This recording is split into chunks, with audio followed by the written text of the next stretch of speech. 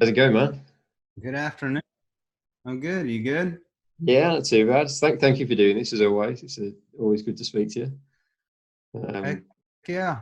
How's life? yeah, You been quarantined and everything, or we've been quarantined since the whole C2C situation, so nothing's really changed. um, yeah? yeah, not allowed to see the friends and family, unfortunately, just yet. But we'll just Wow. carrying on as normal and doing our best. How about you guys? Yeah. Same here. Yeah, just getting to do a lot of these writing. Uh, yeah, writing songs and doing. I mean, putting out music, which is cool that we can do it. Yeah, And we did finish up a little bit of a couple more music videos yesterday with a really small crew, 6 feet apart, and getting a few shots that we needed. But yeah, yeah. yeah, Well, it's all good. how has this whole process of releasing music been during this? Because obviously, I'm guessing the likes of radio promo and doing interviews has become a little bit more tricky. Would that be fair to say? I feel like it's easier because we get to do this. Yeah, that's true. That's true. Like a Zoom hang tonight with a radio station in Jose, California, and it's getting to hang with fans and all that. And I'm in my house, but I don't know. I think that all of this has opened up doorways that will remain open in a good way. There's like, I have a lot of friends in the UK that I'd love to write with, and it's always like, hey, I'll be on tour, and then I have no time to write. And now we can actually write just doing this, like we're talking right now, Yeah. regardless of time zones or how our flights and all that. That being said, I can't wait to come back to the UK in person and actually play shows and everywhere again. But it is cool that we can do things like this. Yeah, you just mentioned coming to the UK. I was so sad that C2C got dropped at the very, very last minute. So talk to us about that week for you because you were already in Europe, right? When it all happened. Yeah, I was in Europe. We had already played Berlin. We had gone to Amsterdam, played Amsterdam, hung out in Amsterdam a few days, and flew to London, hung out. Actually, was backstage at a concert at the O2 the night before, and got to the hotel room, and midnight it was like the announcement was made, and it was a small detail. If you're an American citizen, you'll be allowed back in. It's funny how Trump seems to forget major details like that. Like, Hmm. if you're an American citizen, we'll allow you back in. So at like midnight, we were booking flights immediately, and we're on like the 6 a.m. flight.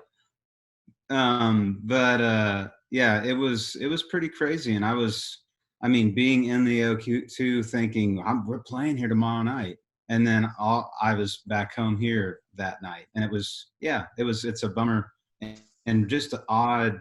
I think we all probably felt like we were in a strange movie, and we're Hmm. still kind of in it. I guess we are. You never know what's going to happen next, but I think it's the right thing to do. Make sure people don't keep getting sick, and whenever that right time is for us to hang out together, hopefully in October, November, December, when I'm be back out with the Shires, when we've rebooked that. So it'll be awesome to be hanging out with them, uh, with Chrissy and Ben. But it's yeah, hopefully the world is smart and heals itself as best we can, and we can all hang out together, shoulder to shoulder and hand in hand, and all that good stuff. Yeah. Well, this whole year has been pretty strange for you in particular because I know you got hit by the Nashville tornado pretty directly, didn't you? So I wanted to ask you about that. How have the kind of recovery efforts been since then, and how cool was it to see the whole Nashville community coming together before all this coronavirus stuff? Yeah, the Nashville tornado went directly over our house. Crazy. We're in our bedroom where I'm at. Heard the sirens going off. My wife got like a siren. We ran and grabbed our little 17-month-old little girl. Ran downstairs, and we have a closet that's made out of cinder block, literally for a storm shelter. And no wind was outside. Which, I grew up in Texas. I had never been in a tornado, but I knew, the calm before the storm really is very real. It's like eerie still outside. And I remember looking outside, there was nothing going on. Turn on the news just to see, and they're like, tornado just hit Germantown, which is right close to where we are, like headed east Nashville. And sure enough, right when that said that, outside just picked up wind like crazy. We ran in the storm shelter. pulled the door shut, deadbolted it, and boom, just the pressure changes. Our ears were crazy.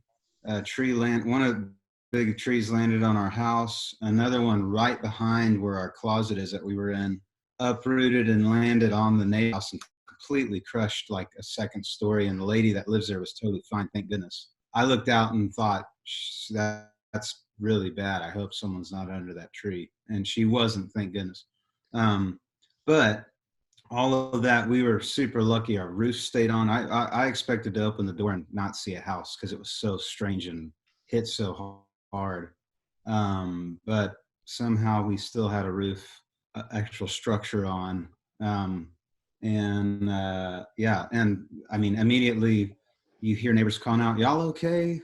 Can we help you? Is everyone safe?" And people checking on you. It was amazing to see that. And then the next morning, I mean, 6 a.m., 7 a.m., people are just showing up to cut trees off of cars and cut trees out of all of our trees went down. So we've been, I've been rebuilding all the fences came down. So rebuilding fences, we just replanted a bunch of trees. So we'll have some trees someday bigger than they are right now. And life goes on. And I will say it's on the receiving end of people helping. It's amazing. Like, if you see, I don't any disaster that ever happens again, Natalie and I, my wife and I, will be the first people there, because you realize any hands helping to move and clear and clean is just huge. It takes that burden off of you, and it's amazing how much get cleaned up in such a short period of time when people are all working together. It was amazing, and yeah, it was pretty amazing. Yeah, very cool.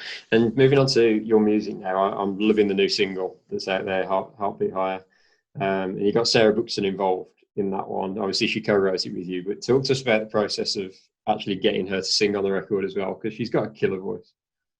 Sarah Buxton is amazing. And everyone, if someone doesn't know Sarah Buxton as a singer or a writer, every time they hear the track, they're like, "Who is that? Who is this voice?" Because she's so good. And I've been a fan of hers ever since I've heard her voice years ago. And we've been writing songs together. We've written a bunch of great songs together. And I love singing with her. We're writing together. It's just great. It's just harmonizing all day long. And from the moment we wrote the song, she's been singing on it. So it just had to be.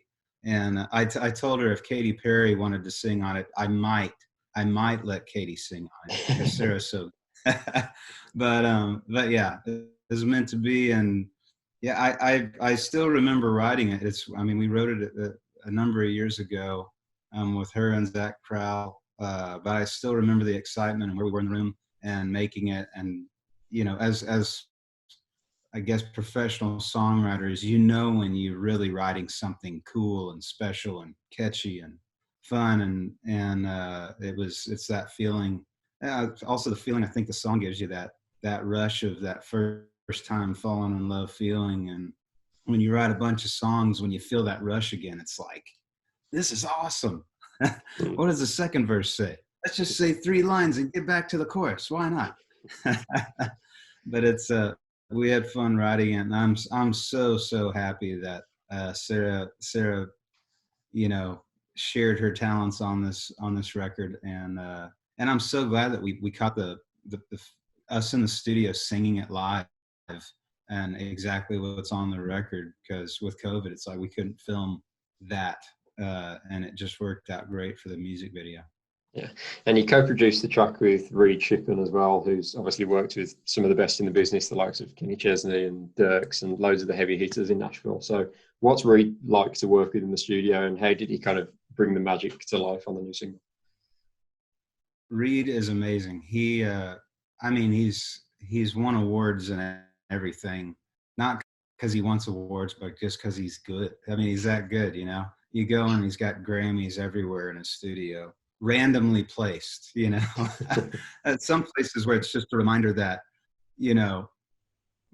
we all still have to pee, go make great music. I'll just say that. And it's cool just seeing little reminders of we're all still human, and just because you made one hit record doesn't mean you're done creating. And he's just a good dude, all about doing the right thing. And in the studio, I just knew he was the engineer on my first album.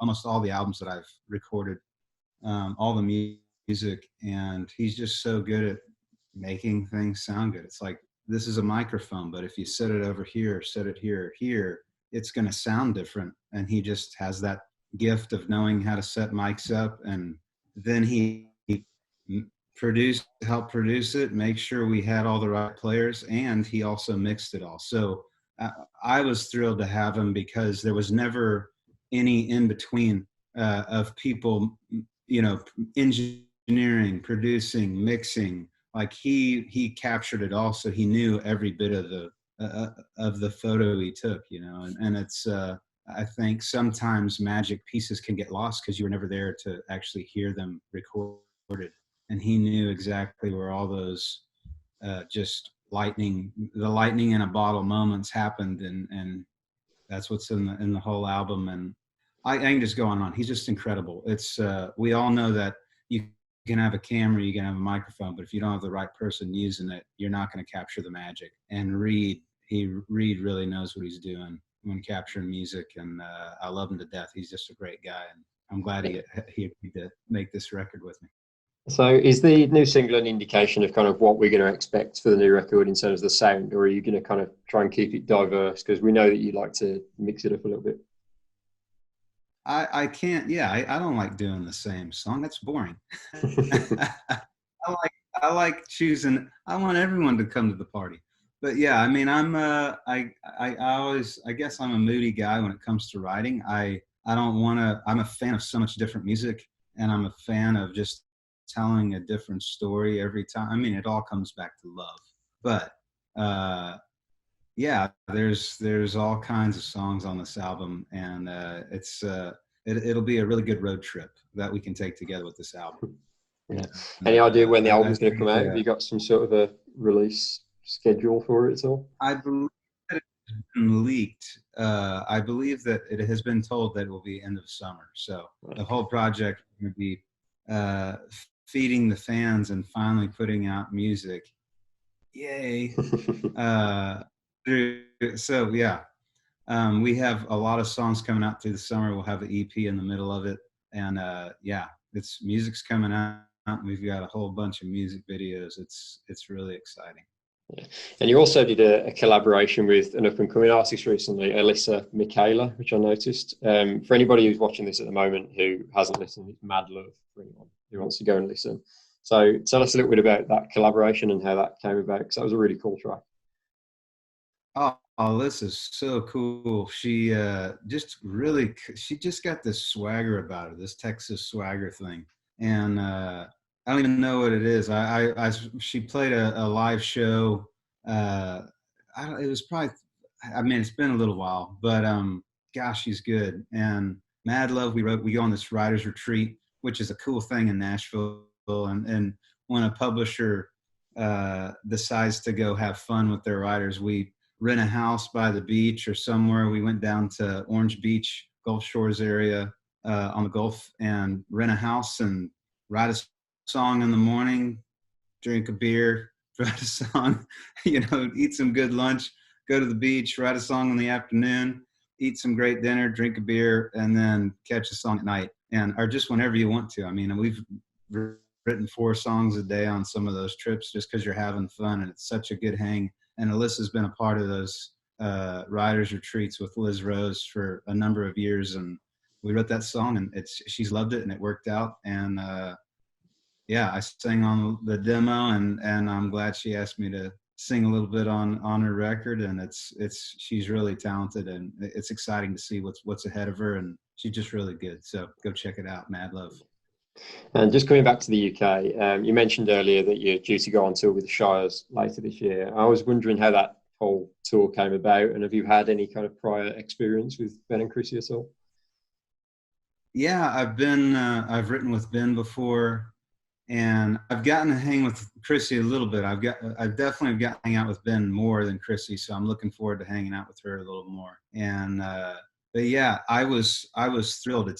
Here in Nashville or anywhere in the States, if you tell anyone you work with, I want to tour in the UK.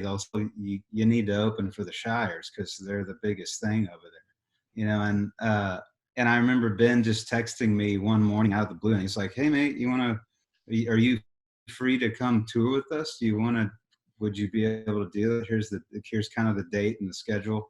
And it was awesome, you know. So it was cool for him to reach out to me just to make sure before they send it to all the big companies that do all of our stuff, make sure all the thing is right. But yeah, just thrilled that he asked, and I'm bummed. Right, we should be there right now. Not meant to be right now, so we'll be back whenever it's safe to tour, and hopefully, fingers crossed, October, November, December, we'll be back. But I mean, I watch their videos all the time with all the fans, and they're so good. Like their music's so good, and they're just such fun people. I can't wait to go hang and be around that energy and you know, be introduced to so many more UK fans. And it'll be my 5th or 6th tour over there. So I'm thrilled that we're getting to come back and getting to be on the biggest tour you know, the Shires are doing this year. So it'll be really cool. Absolutely. I didn't even know you could play 25 cities in the UK. That's like that's like 25 cities in Texas, which is doable, and it just shows how much they're loved over there. And I can't wait. Absolutely. Well, fingers crossed we can make that happen. Eric, I'm going to let you go because I know we've been on here like 15 minutes already. So I'm going to let you get on with your day. But thank you so much for doing this as always. We appreciate getting you on board. And yeah, I'll hopefully catch up soon. Sounds good. All right. We'll see you down the road. Everybody be safe. And yeah, go check out the tunes. Thanks, Eric. Speak to you later.